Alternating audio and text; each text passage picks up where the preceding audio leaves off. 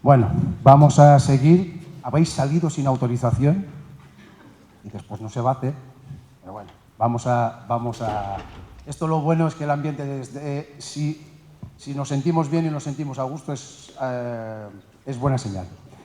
Bueno, nuestro siguiente invitado se llama Marcelino Requejo, estudió Ciencias Químicas, zamorano, lleva décadas investigando el enigma OVNI y otros fenómenos anómalos, y es el responsable de que salieran a la luz algunos de los casos más importantes de los últimos tiempos. Concienzudo y meticuloso, siempre viaja al lugar de los hechos para entrevistar en persona a los testigos. Participa en programas radiofónicos como Espacio en Blanco o La Rosa de los Vientos en Onda Cero, el otro en Radio Nacional de España, y es colaborador de Milenio, Radio Galega, y de las revistas Año Cero y Enigmas.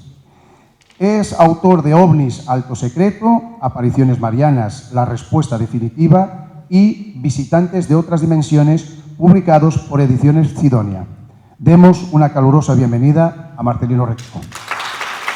Gracias. Todo tuyo. Zamorano. Eso, zamorano. Pero si lo he dicho, vamos a ver, Marcelino, perdón. Marcelino Requejo estudió Ciencias Químicas, zamorano, lleva... Gracias.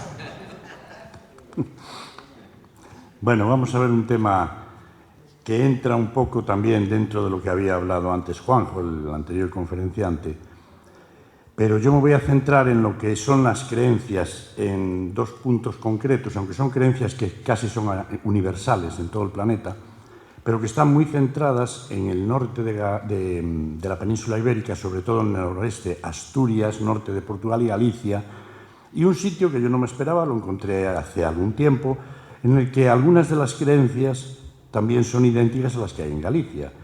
Y os vais a sorprender dónde está ese sitio, muy cerca de aquí, en el sur de Salamanca, norte de Cáceres, en la Sierra de Francia, que se llama. Bueno, pues como en el capítulo segundo de este libro que veis ahí, que es el último, yo traté lo de augurios de muerte, dentro de esos augurios hay una serie de apartados muy sui generis, muy curiosos, y vamos a hablar sobre qué son los augurios o la precognición de la muerte. Eso ya, como digo, está muy arraigado en Galicia, eso. No se airea alegremente, es algo que a veces se comenta en bajo, pues fulanita vio tal cosa anoche, pues tal. Y claro, quien resume muy bien es el dicho mexicano este. Cuando el tecolote canta, el indio muere. No será verdad, pero sucede. Esto hasta salió en una película de Cantinflas. Bien. ¿Qué quiere decir? Que se puede creer o no creer, pero que hay una tendencia que viene de muy atrás, ya desde la época medieval e incluso alguna antes, en que ciertos fenómenos que suceden se cumplen sí o sí. Y relacionados con la muerte, los que vamos a analizar ahora es 100% sí. O sea, no hay excepciones. No se engañe nadie. No hay excepciones. Entonces, los augurios o premoniciones de muerte están arraigados, como digo, en todo el noroeste peninsular. Pero ¿quiénes pueden ver esos augurios? Según la tradición, los llamados en Galicia corpos abertos. Los corpos abertos son aquellas personas que por propia naturaleza, ya de nacimiento, tienen el don de ver ciertas cosas, oler ciertas cosas y escuchar ciertas cosas que los demás no escuchamos. Hay quien dice que son gente que cuando intencionadamente hecho por el cura, yo en un caso que me lo comentaron, intencionadamente hecho por el cura, o simplemente por error, se les administró en el momento del nacimiento,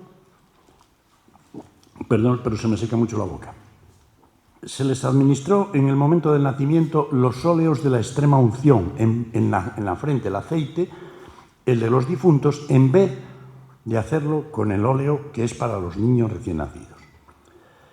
Y a mí me comentaron en una parroquia de Lugo, en una aldea, que el cura cada 100 nacimientos, había 99 nacimientos, y el número 100 lo ungía con los óleos de los difuntos. Y ese iba a tener la facultad de ver cosas que otros no ven. Así que no sabemos exactamente el origen, pero lo cierto es que se produce, que como dice el dicho mexicano, cuando el tecolote, que es el mochuelo, el búho, canta, el indio muere. No será verdad, pero sucede. Y eso es aplicable a todo lo que ocurre normalmente con los augurios, que se cumplen siempre de forma inexorable. En todos los casos, incluso en aquellos en los que, como vamos a ver ahora, a veces lo que se predice o la forma en la que se hace tiene un carácter jocoso, es que te da la risa, porque algunas cosas son verdaderamente increíbles. Por ejemplo, mirad, hay una creencia en la provincia de Pontevedra, en una localidad que se llama Arcos de Furcos, de que si el cura que está allí ha nacido en la parroquia y muere, ese mismo año mueren 12 personas de la parroquia. Claro, entonces hay que tratar al cura a papo de rey para que no se muera, porque si no van a palmar las 12 más. Y luego hay una cosa muy parecida en la parroquia Vilalbesa, al norte de Lugo, que se llama Osanto. Esto sí que incluso hace un año y medio, más o menos, me llamó una señora de allí para decirme que felicitarme el año que había comenzado. ¿Por qué? Porque allí cuando comienza el año se está muy atento a ver quién es la primera persona que se muere. Si la primera persona que se muere es una mujer, le van a seguir otras 7 mujeres. Pero si es un hombre, puede ser el que muera después una mujer o un hombre. Entonces me llamó esa señora para decirme, bueno, feliz año y tal, estamos muy atentas a ver quién es la primera que muere. Ya dijo en femenino.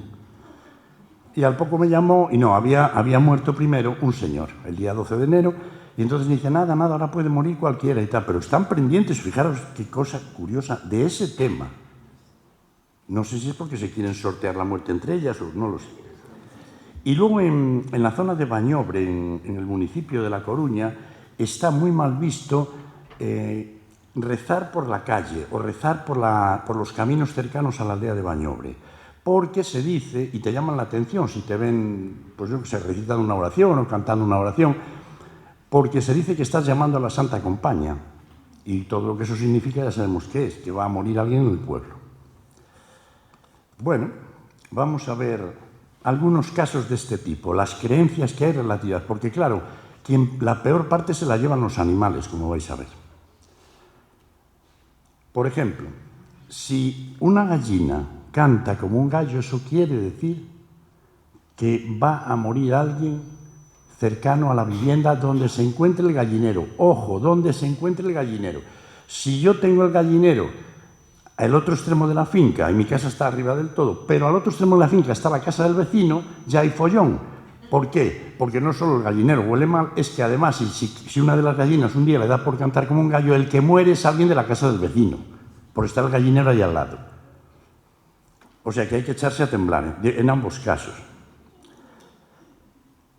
Respecto a los cuervos y a las urracas, lo mismo, los graznidos y los revoloteos de los cuervos son muy peligrosos cuando son insistentes y se te posan en una ventana y empiezan a meter ruido las urracas y no paran y tal. ¿Qué hay que hacer entonces?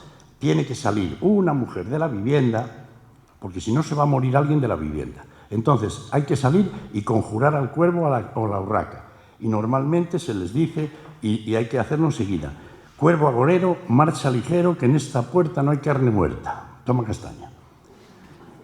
Entonces, si no lo haces, posiblemente vaya a morir ya alguien de la familia en pocos días. Entonces siempre se conjura esa muerte diciéndole al cuervo que se largue, que allí no tiene nada que hacer.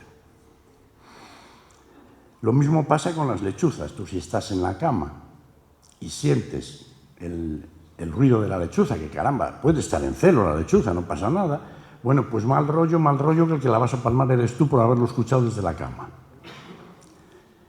Y luego viene una cosa curiosísima respecto a los perros y los zorros, esos aullidos que hacen lastimeros en ocasiones. Siempre se dijo que los aullidos de los perros atraen o están avisando de que va a haber una muerte en esa zona donde están aullando.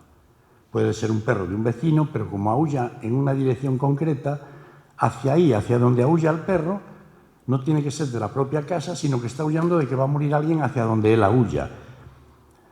Y bueno, lo que se suele hacer como remedio, pues yo conocí a este señor, ahí está Miguel Pedrero entrevistándolo también, que se llama David Fernández, una persona que conocía desde hace muchos años, y me dio un remedio para conjurar, o lo que se usaba en la zona de Azúmara, en Lugo, para conjurar los aullidos de los perros y de los zorros.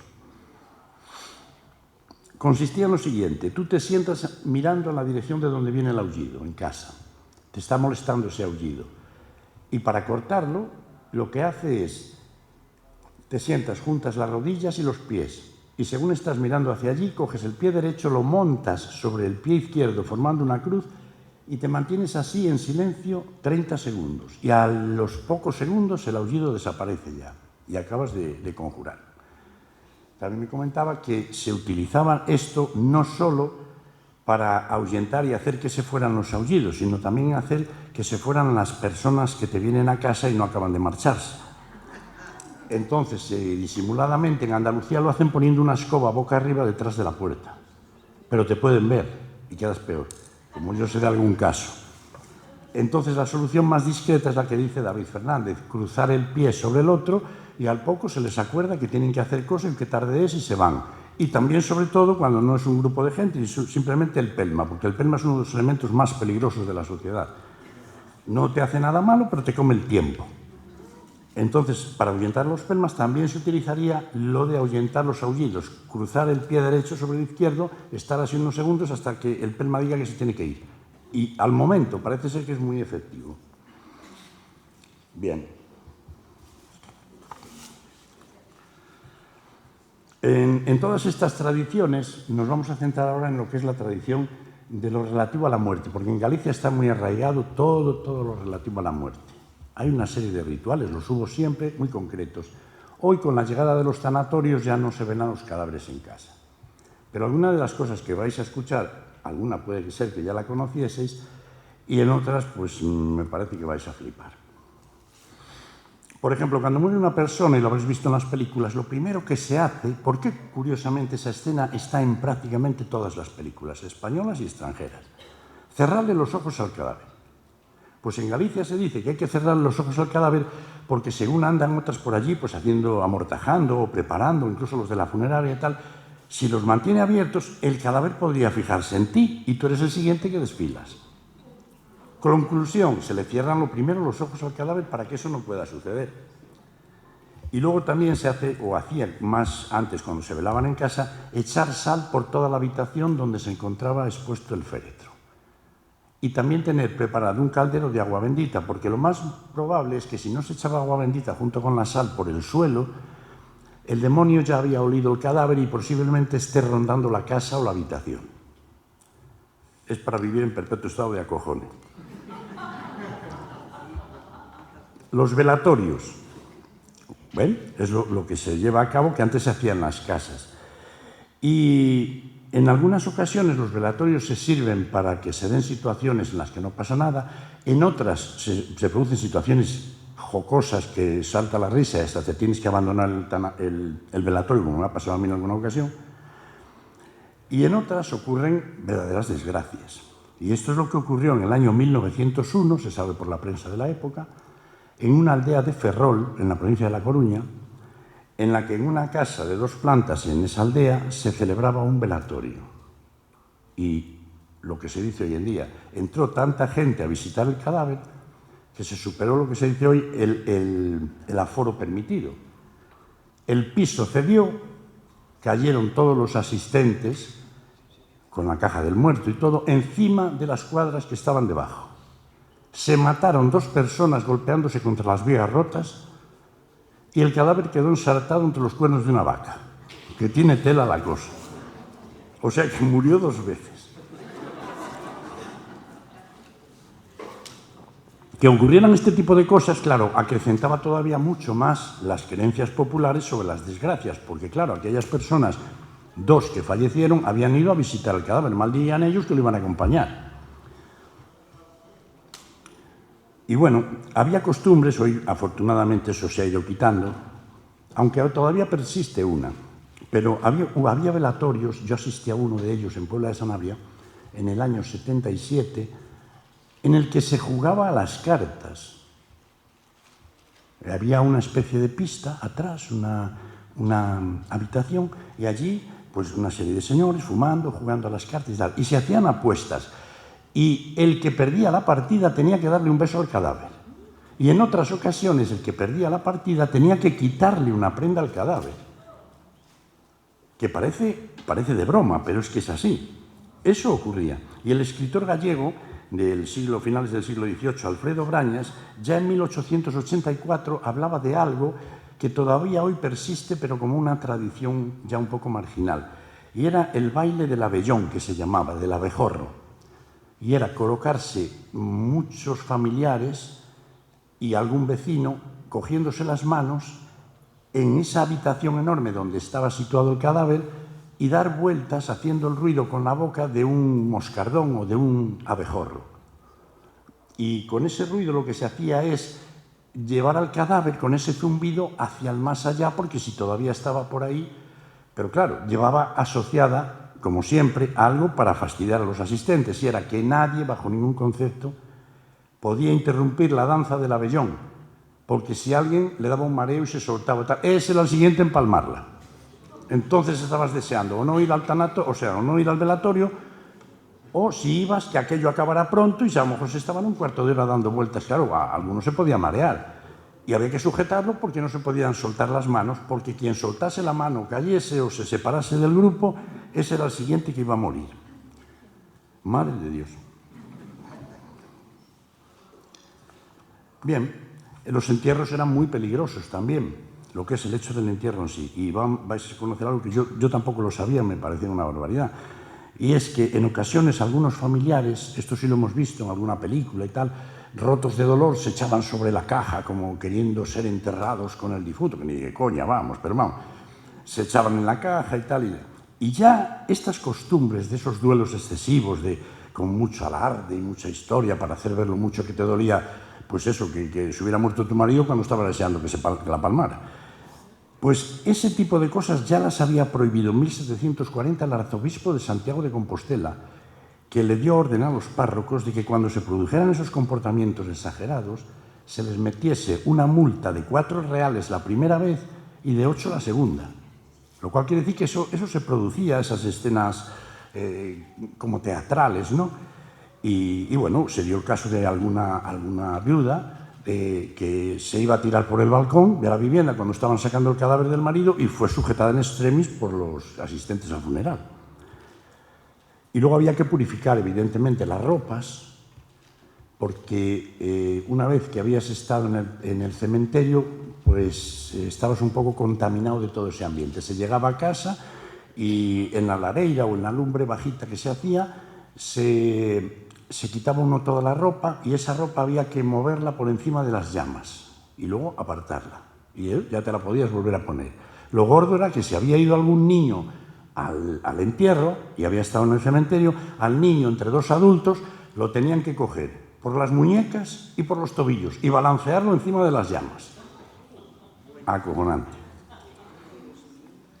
Y luego, eso sí, y eso yo siempre lo oí ya desde pequeño, nunca se debe poner nadie una prenda de una persona fallecida, porque según la creencia, por ejemplo, en Galicia y el norte de la península ibérica, lo más normal es que tú mueras de la misma enfermedad que murió esa persona, por haberte puesto pues, un chaquetón, una camisa o lo que fuese. Y si murió de accidente, pues ya sabes lo que te espera, te vas a morir de accidente tú por habértelo puesto. Y entramos también aquí, resumiendo así un poco, en la provincia de Salamanca y Cáceres, porque José María Domínguez escribió una obra. Aquí hay algo que no está bien. Sí, esta era la obra que escribió Brañas, que es interesantísima, lo del baile del abellón. Y mirad cómo lo hacían. Esto es una representación en la televisión de Galicia. se cogían de las manos y había que girar, haciéndose zumbido. Pero, como digo, la condición era que nadie se marease o se soltase, porque ese era el siguiente que la iba a palmar. Y este es José María Domínguez, que escribió Augurios de muerte en la comarca de la Sierra de Francia. Eso está al sur de Salamanca, norte de Cáceres. Ahí hay unas costumbres que son muy similares a las que se producen en Galicia, en el norte de Portugal y en Asturias. No perdáis detalle de lo que se hace aquí también, porque es muy fuerte, ¿eh? Los augurios de muerte, al igual que en Galicia, la muerte se dice en la zona de Salamanca, siempre anuncia su llegada. Y en Galicia también. Todas las muertes se dice son anunciadas. Pues por medio de los augurios que hemos visto antes, que si los cuervos, que si las gallinas, todo eso. Y en esta zona de Salamanca se dice textualmente, nadie la palma porque sí, todas las muertes están auguradas. Por tanto, están convencidos de augurios como los siguientes. Por ejemplo, este es muy parecido al que vimos en Galicia. Si una vaca muge como un toro o una gallina canta como un gallo, ello significa que la muerte anda rondando a la familia. Y en el caso de Galicia, que antes se me olvidó decir, cuando la gallina canta como el gallo, inmediatamente hay que salir corriendo, localizar la gallina que lo está haciendo y liquidarla, en el acto. Porque, según se dice, ella está augurando la muerte de alguien de la familia. Pero si tú vas y te cargas a la gallina en el acto, lo que auguraba la muerte, la gallina era su propia muerte. Entonces, si matas a la gallina, ya no muere nadie en la familia. Tremendo. Y aquí tienen la misma costumbre, es decir, la gallina o el gallo que cante como no dice que haya que matar la gallina, pero que si lo hacen va a morir de forma irremediable un miembro de la familia en pocos días. Porque además siempre el plazo que se da son 24, 48 horas, 5 días como mucho. Esta es muy buena. Norte de Cáceres, sur de Salamanca. Si el cura se confunde a la hora de decir el responso y en vez de nombrar al difunto nombra a otra persona, ya esa persona es la siguiente en morir en el pueblo. O sea que si en vez de decir Federico dice Carlos, los que se llamen Carlos se echan a temblar.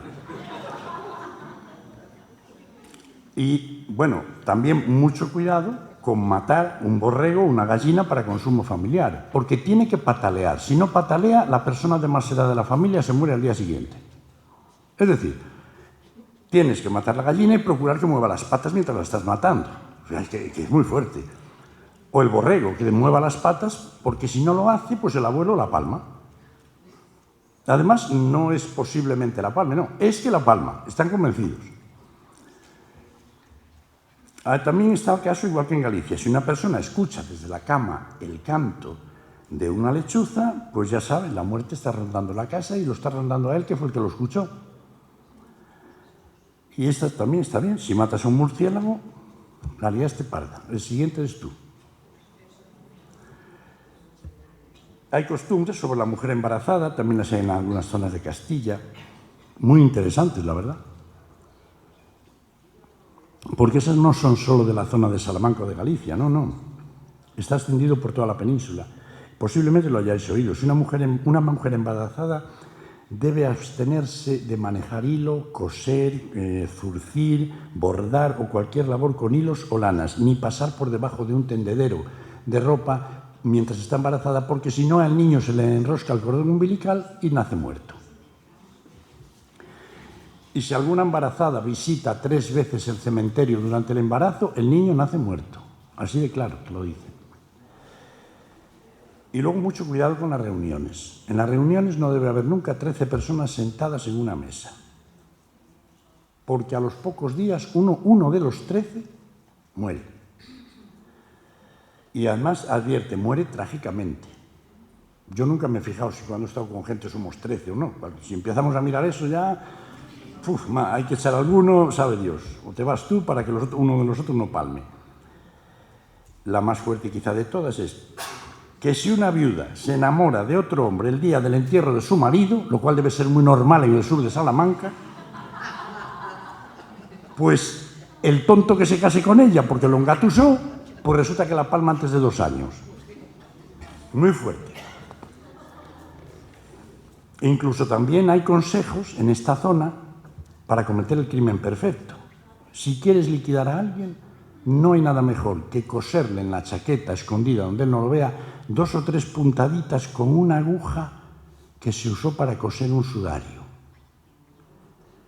Y entonces el tío la palma, y no sabe por qué. Y para quitarle a la aguja ese poder maléfico por haber cosido el sudario, pues lo que se hace es pasarla por encima de las llamas. Y entonces ya queda limpia, ya no pasa nada. Y bueno, no asistir, o yo os aconsejo, por lo que dice aquí, que no asistáis nunca a un funeral en domingo, porque alguno de los asistentes se va a morir al domingo siguiente. Entonces yo entiendo ahora por qué en Lugo en los domingos no se hacen funerales. Y yo pensé que era por descanso del personal y tal, pero a lo mejor es por esto. Porque a ver quién es el guapo, que si esto es cierto, va a un funeral en domingo.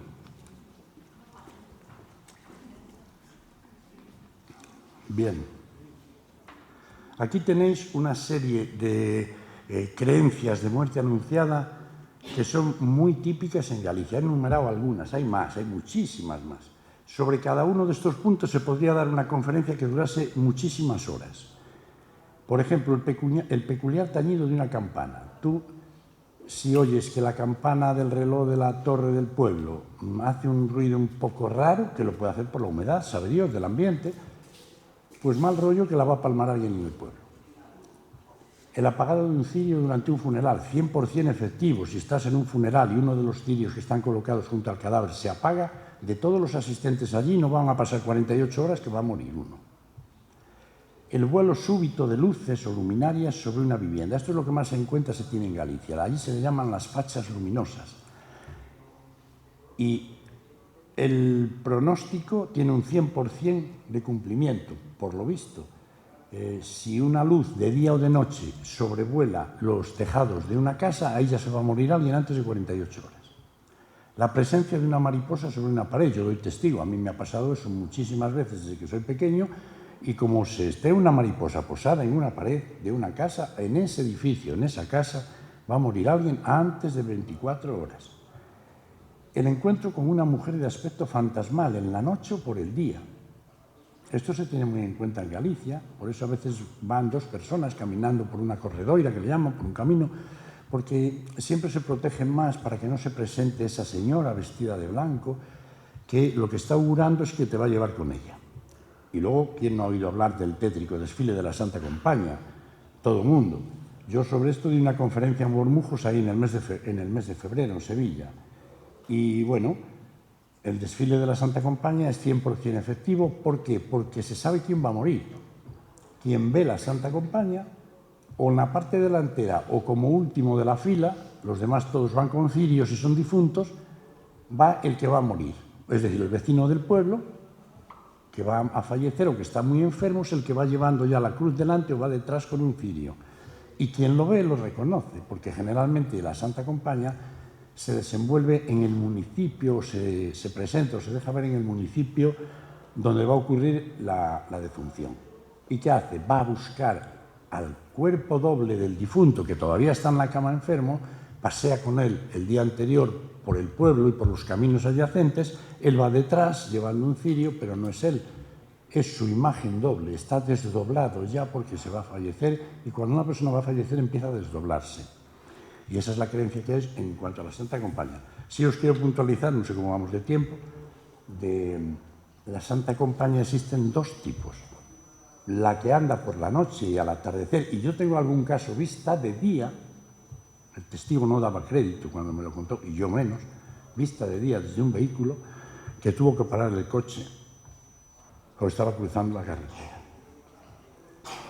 Y hay otra Santa Compaña que no es la que se da por las noches, no, esa se da siempre de día, es la Santa Compaña de niños, que mucha gente no ha oído hablar de ella.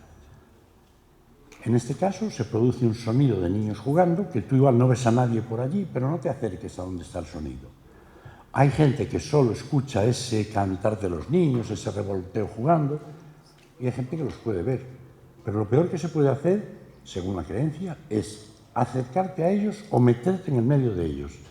Porque lo que están haciendo con eso es atraerte y desapareces. Igual desapareces 5 horas como 10 años. Sales del espacio-tiempo tuyo y entras en el de ellos. Pero hoy no vamos a hablar sobre lo poco que queda de tiempo, más que nada lo que vengo es hablar sobre el último, la percepción de un fuerte olor a cera quemada o derretida o a vela recién apagada. Esto le pasa a mucha gente y no lo cuenta. Tiene ese don. Se llama osmogénesis o clariesencia. A veces huelen a rosas, pero normalmente cuando va a fallecer alguien, pero es un olor sin motivo ninguno. Vas dentro del coche y comienza a oler a café.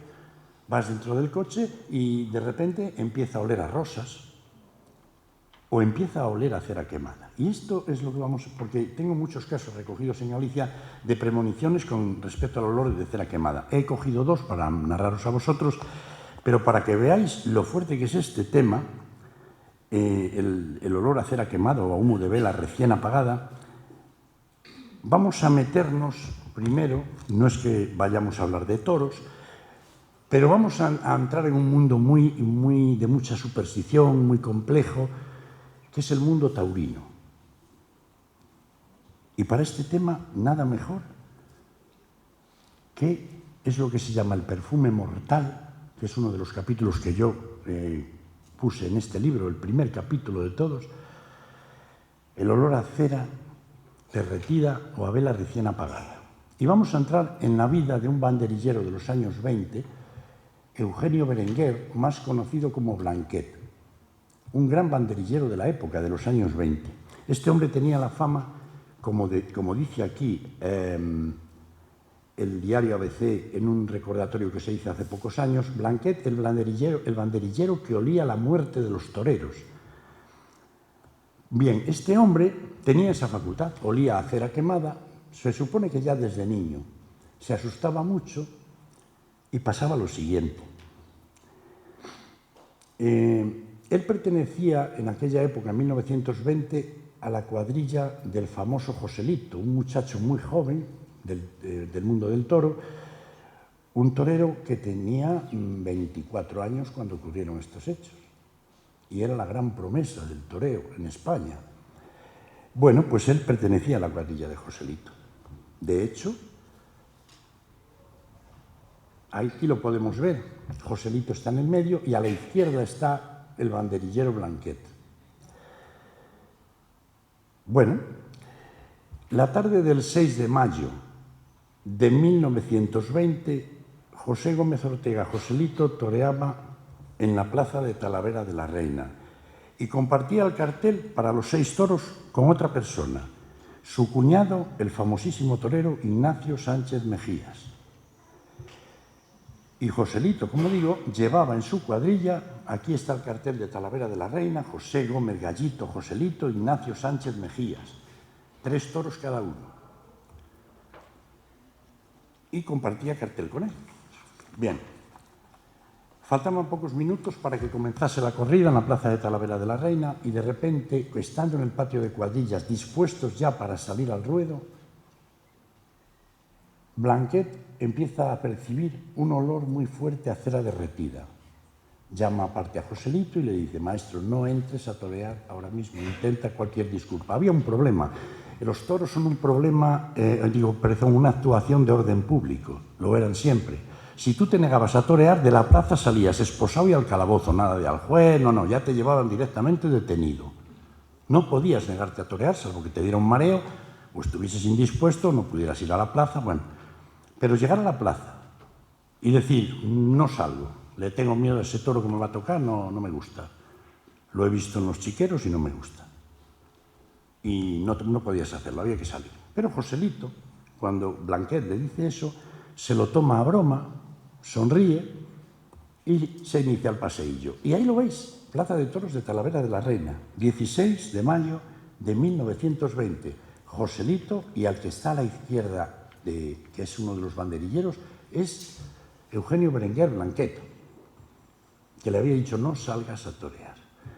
Bueno, Joselito sale a torear y la corrida transcurre con bastante normalidad, pero de pronto el quinto toro de la tarde, que se llamaba Bailaor, cornea a Joselito en una pierna Aquí, mientras la corrida estaba en el segundo toro, bien. Le cornean una pierna y aunque saltan al ruedo todas las cuadrillas para ahuyentar al toro, el mal ya estaba hecho. Joselito no llega vivo a la enfermería de la plaza de Talavera de la Reina, allí mismo. Y aunque se le intenta salvar la vida, seguramente le cogió la femoral, algo parecido a lo de Paquirri, y aquí tenemos a Sánchez Mejías, ya habiéndose quitado el traje de luces, pues velando el cadáver de su cuñado Joselito, según una fotografía de ABC de la época. Y en esta otra fotografía vemos a Blanquet llevando el féretro de Joselito en Sevilla, en un entierro que, por lo visto, fue muy numeroso, había unas 200.000 personas. Bien,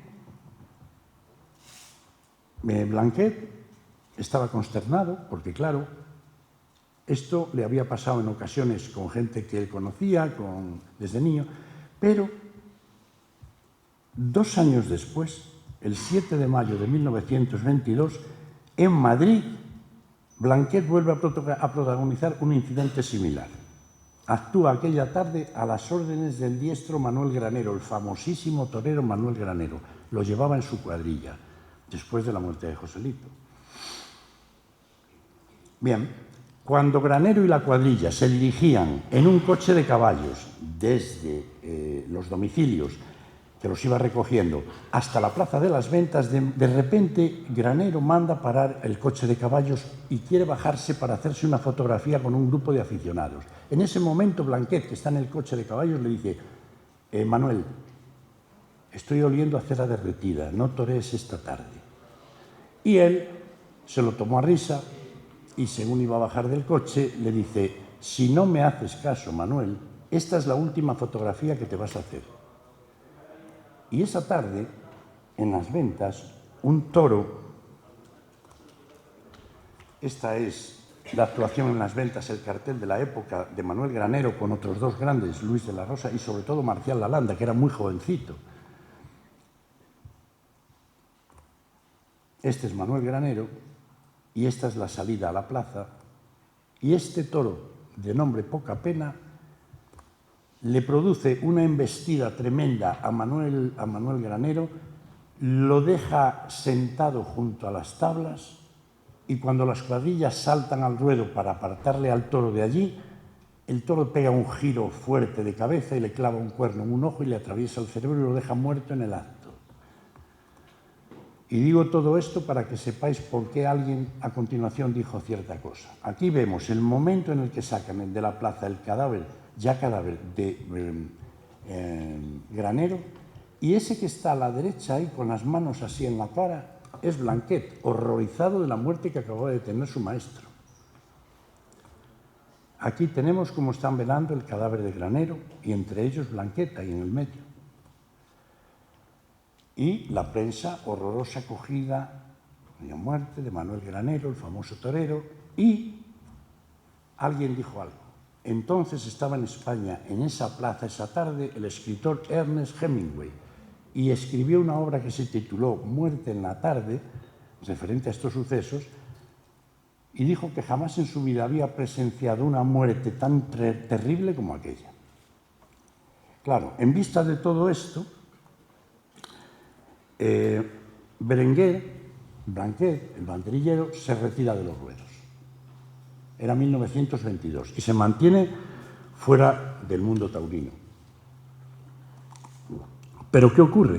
En 1926 viene a hablar con él. Estos son otra imagen del horror que sufrió el propio banderillero. Viene a hablar con él en 1926 Ignacio Sánchez Mejías, el que había sido y era cuñado de Joselito. Y le dice que vuelva con él, que es el mejor banderillero y lo quiere llevar en su cuadrilla. Y Blanquet le dice que no. Entonces insiste Sánchez Mejía en que venga con él. Y Blanquet le dice: bueno, voy contigo, pero con algo que sé que no vas a aceptar. Si yo huelo a cera quemada, tú no entras a torear la tarde que yo huela a cera quemada. Y, ante toda sorpresa, Blanquet le da la mano y le da su palabra de honor de que será así. Bien.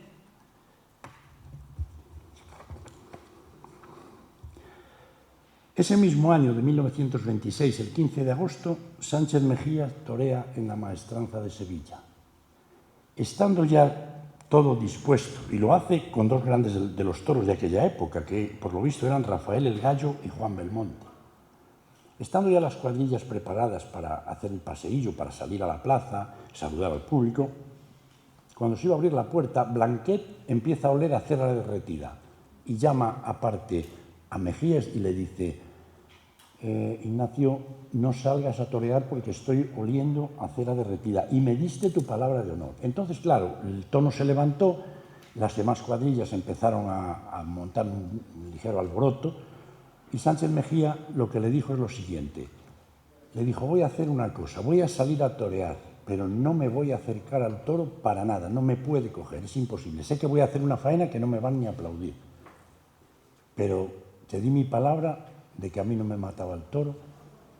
Y bueno, pues la señora de la guadaña, que estaba en el tendido esperando cobrarse su presa, resulta que la corrida transcurre con total y absoluta normalidad y cuando termina, torero y cuadrilla se marchan a la cercana estación de Plaza de Armas en Sevilla para coger un tren que los iba a llevar a Ciudad Real, donde toreaban a la tarde siguiente.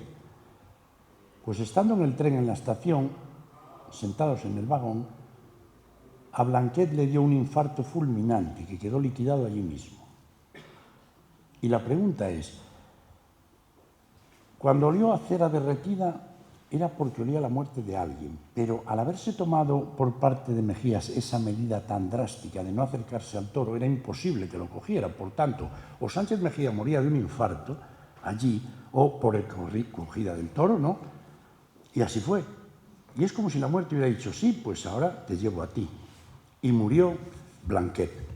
Entonces, ¿quiere decir esto que falló Sánchez Mejía, Blanquet en la predicción de la muerte de Mejías entre las astas de un toro? Pues puede que no, porque el 11 de agosto de 1934 se dio la casualidad de que, sin tener que torear, Sánchez Mejía fue llamado para sustituir a Domingo Ortega en Manzanares, Ciudad Real. Y un toro de nombre Granadino, mirad bien esa imagen, liquidó a Sánchez Mejías.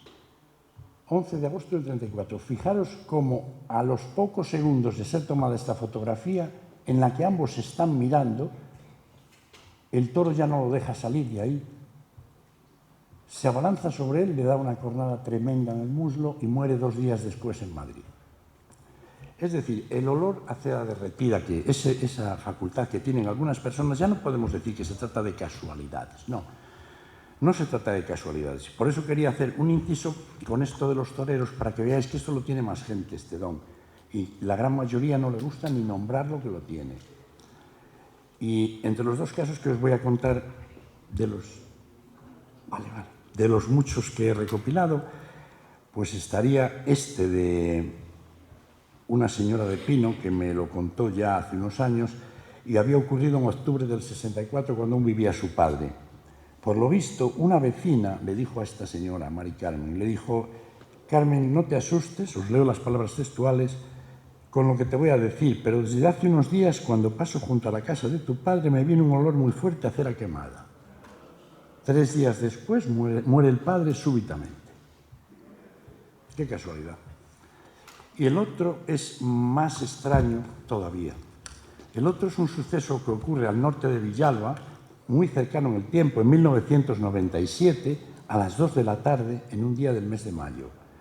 4 mujeres que viajaban en un Citroën ZX, al pasar junto a una vivienda solitaria que había a la derecha de la carretera, perciben las 4 un fuerte olor a cera derretida dentro del coche.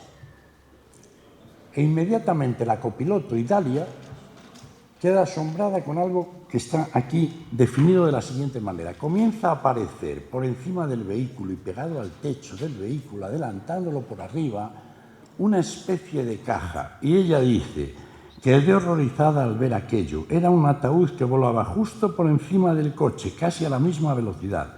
Me puse a gritar señalando para arriba, pero las otras 3 decían que no lo veían.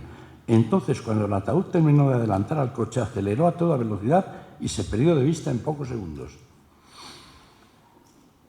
Respecto a la muerte de Granero, tenía una diapositiva aquí que no habíamos puesto, y era que era muy amigo, Granero, Sánchez Mejías era muy amigo de Federico García Lorca. De ahí la elegía, Llanto por Ignacio Sánchez Mejía, que le compuso él.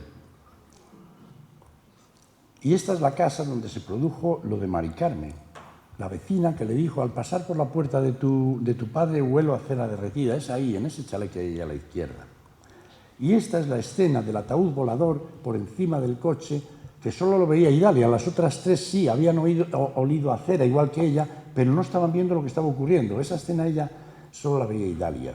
Es surrealista, es auténticamente algo que no podemos concebir. Pero se abren por lógica muchas interrogantes. Por ejemplo, decir que ¿por qué de las 4 ocupantes del coche solo Idalia veía esta escena? Y también podemos decir, cuando Blanquete el torero olía a cera derretida, ¿estaba advirtiendo y poniéndose nervioso, advirtiendo al torero, o veía algo más? A lo mejor algo como lo que estaba viendo Idalia. Estaba viendo un ataúd por la zona. No lo sabemos, nunca lo sabremos. Pero a Idalia sí que le ocurrió esto. Y claro, podemos decir, ya resumiendo mucho, que a lo mejor pues Idalia tuvo una alucinación, puede que... Pero claro, quiso el azar que cayeran en mis manos 2 casos de hace años, uno de 1976 y otro del 99. Uno es en Brasil, en el que un señor, Alfredo Soares Márquez, cuando regresaba a su domicilio por la noche, dice que vio venir por el cielo muy bajito una fuerte luminosidad de color rojo, y que cuando lo tuvo encima a unos solo 10 metros del suelo, se dio cuenta de que era un ataúd que volaba. Echó a correr y se fue para casa, según su testimonio. Esto en Brasil, año 76. Y el segundo ocurre en la frontera entre Malawi y la colonia de Mozambique. Unos operarios estaban construyendo un colegio, y esto fue publicado por la revista Año Cero en el año 2000, e informa que varios trabajadores que se encontraban construyendo un colegio en pleno día vieron venir un cajón volador que tenía la forma de un ataúd y pasó por encima de sus cabezas. Y ese mismo día, a las 9:30 de la noche, un señor de la misma localidad vio pasar por encima de los tejados del pueblo una caja negra alargada con la forma de un ataúd. Es decir, que lo que vio Idalia es un fenómeno universal que se ve por todas partes, pero que no es creíble. Y bueno, creo que más o menos esta es la noticia de Malawi, del ataúd volador, y tenemos que tener en cuenta una cosa. Hay una serie de dichos, cada cual mete más miedo, pero siempre te advierten, sobre todo en Galicia están estos. Mirad, hay uno que dice: caminad por el día que la noche es mía, de la marinera. Desde las 12 a la 1 corre la mala fortuna, para que nadie ande por ahí pululando. Y entre las 9 y las 10 deja el camino, la noche es para quien es. ¿Tienen cierta verosimilitud o algo en que fundarse este tipo de advertencias que están tan arraigadas, y por eso de noche no se aconseja ni ir a cambiar el agua, ni ir a hacer ciertas cosas, se hace ya al amanecer, cuando ya sale la luz, no ir con linternas de noche por los caminos para ir a no sé qué? Eso todo hay que hacerlo antes de que oscurezca. En Galicia, Asturias y el norte de Portugal están muy arraigadas esas creencias, porque se supone que, como dice ahí, la noche es para quien es. Y tú no sabes, ni yo ni nadie, para quién es. Muchas gracias.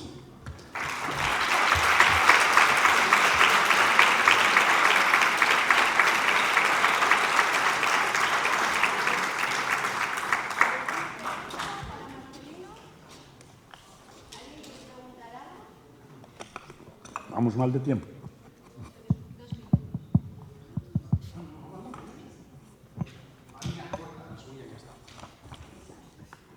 Hola de nuevo. Gracias por la conferencia. He visto una cierta conexión entre esa historia que contabas de la Santa Compañía de Niños, que si te ibas con ellos como que te secuestraban. Y un fenómeno que ocurre en el mundo celta, que ese es el secuestro por parte del mundo de las hadas. Pueden secuestrarte, no sé si conoces este tema. Y me ha parecido que había una cierta conexión, ¿no? Que puedes desaparecer del mundo terreno y ser secuestrado durante unos años y quizá luego volver. Es prácticamente, tienes razón, es prácticamente idéntico, porque los niños, como seres inocentes, pues se les considera casi estar en la frontera, como las hadas, entre este mundo y el otro. Y entonces el problema que hay es que el tiempo no transcurre de la misma manera en el otro mundo, en el otro plano, llamámosle planos de existencia, que en este. Aquí es el mundo tridimensional y el tiempo tiene una estructura que nos parece lineal. Es decir, el comienzo de esta conferencia ya no existe. Ahora existe solo el presente, lo que estamos haciendo. Y ya tampoco existe desde el momento que tú empezaste a hablar, eso ya desapareció. El presente nunca lo vivimos realmente. Se convierte en pasado en el acto. Por tanto, en el otro lado, vamos a llamarle en otro plano, el tiempo no transcurre de esa manera.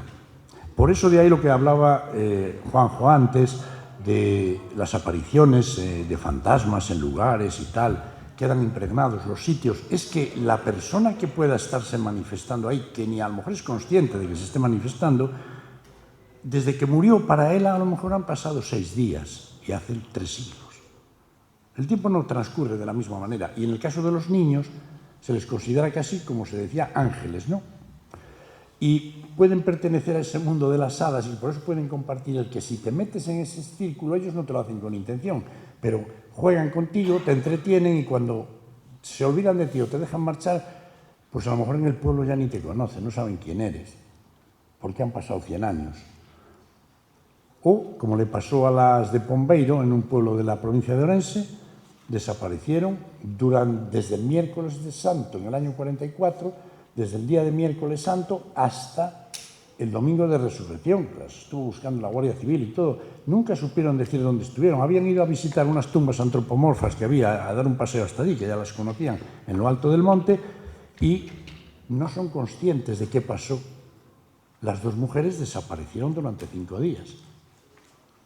Y no recordaban, una mañana del domingo de resurrección, aparecieron en el pueblo caminando como si no pasara nada, y se quedaron asombrados al ver que todo el mundo las había estado buscando. No recordaban nada. Tampoco nos dicen qué pasó. Simplemente desaparecieron. Por eso te digo, creo que la conexión es muy oportuna y que para hablar sobre la Santa Compañía, incluso la de niños, podríamos estar hablando aquí durante 2 conferencias, porque yo tengo una serie de casos muy actuales, algunos, en los que se habla de esa Santa Compañía de niños.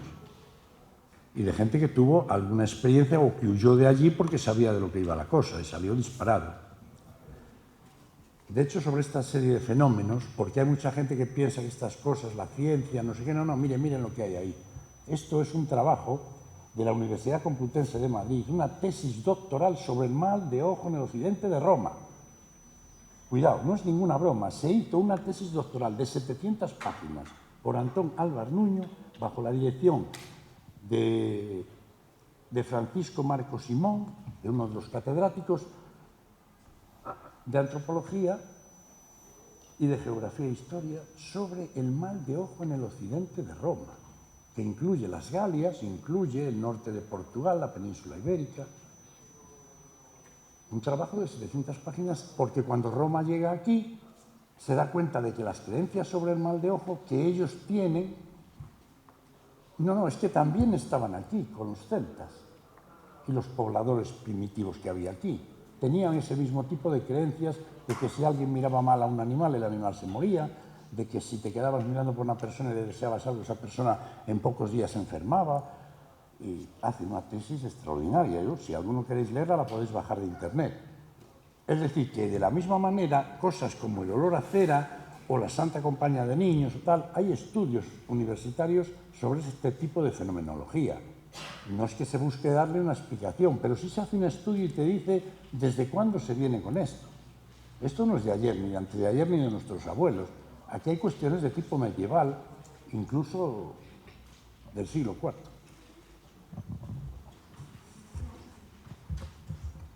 ¿Alguien más tiene alguna pregunta? Una pregunta. El móvil tiene una pregunta. ¿Nada? Pues No te oigo, hablo bien. Yo trabajaba en una residencia y había una compañera que decía, mira, uno abre la puerta, ¿no? Hablando de las muertes. Entonces se moría un usuario, dice, este ha abierto la puerta, otro pasa y otro la cierra. Y lo estuvimos comprobando y efectivamente era así. Uno siempre de sorpresa, una muerte sorpresa, que dices, pero si estaba bien. Y los otros dos ya que estaban enfermos. Era un comentario. ¿Ves? gracias, Tere. Eres famosa ya. Muy famosa. ¿Alguna pregunta más? Yo quiero decirle a Marce que en mi pueblo siempre desde pequeño he oído que si los perros aullaban por la noche. En mi pueblo hay en Morales de Toro, siempre he oído que si los perros ladraban y aullaban de noche es que fallecía alguien. Y efectivamente algunas veces coincidía con un fallecimiento. Y el tema de la lechuza, cuando se veía la lechuza, que se te ponía a la ventana y tal, a una mujer de mi pueblo se le puso la lechuza en la ventana por la noche. Imagínate, claro, teniendo esas creencias, imagínate lo que le pasó por la cabeza a esta señora. Yo vivo al lado del campanario y a mí me encanta ver la lechuza. Es un animal místico y muy mágico. Y hay veces que digo, como se me meta una lechuza dentro de mi de la habitación, digo, voy a flipar. Es que suelen hacer un ruido muy especial, Sí, sobre todo eso. cuando están en celo. Por la noche vas y escuchas el ruido de la lechuza y es increíble. Sabes que andamos mal de tiempo. ¿Alguna otra pregunta? Bueno, pues va un caluroso aplauso para Marcelino Requejo, por favor. Gracias a todos. Nando. Vamos a hacernos una foto. Maika. Maika, una foto, por favor.